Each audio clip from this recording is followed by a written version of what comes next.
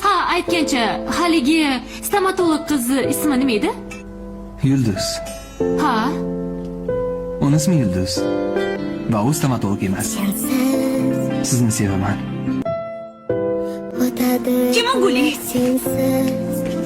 Guli. Buydirma. Yulduz. Guli.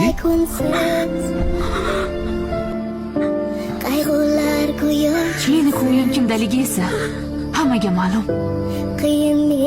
Sizni fikringizni bilish qoldi xolos.